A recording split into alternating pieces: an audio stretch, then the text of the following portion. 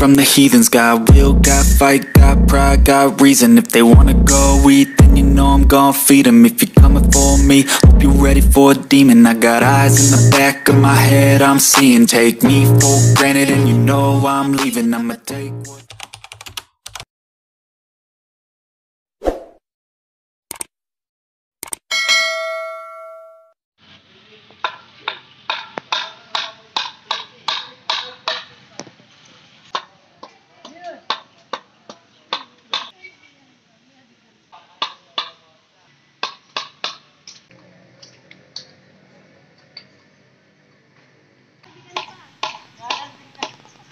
Ano ang staking at ang kahalagahan nito?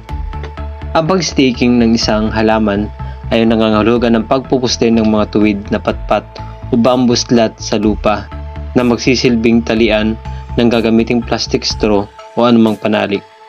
Ang mga stake ay nagbibigay ng lakas at suporta at magbibigay sa halaman ng maayos sa posisyon sa pinagtaniman, lalo na kapag may ulan at malakas na hangin o ang bigat ng kanilang mga prutas o bulaklak. Ang staking ay nagbibigay sa bawat halaman ng kakayahang lumaki ng walang baluktot hanggang sa punto kung saan sinisira nito ang halaman at huminto sa paglaki.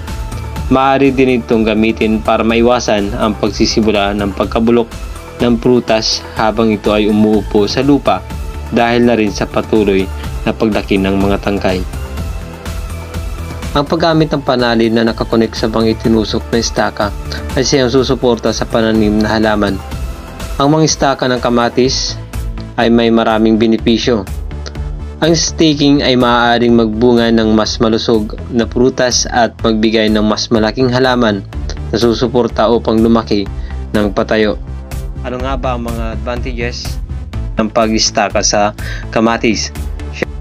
Improves tomato quality, supports healthy crops, increases the plant's exposure to sunlight, it's easier to prune and fertilize, poles are protected by being kept off the ground.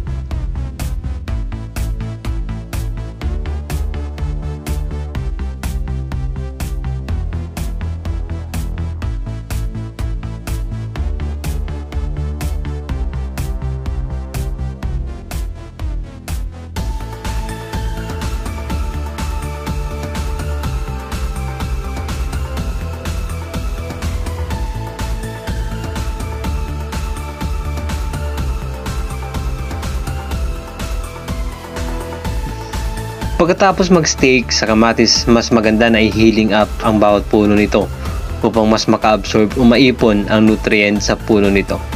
Ang pag-healing up din ay makakatulong na mas tumibay ang mga puno ng kamatis sa pagkakatayo nito sa kanyang taniman. Sa pamamagitan nito, nakukultivate din ang lupa at natatanggal ang mga damo na nagiging kakompetensya sa mga nutrient na available sa lupa.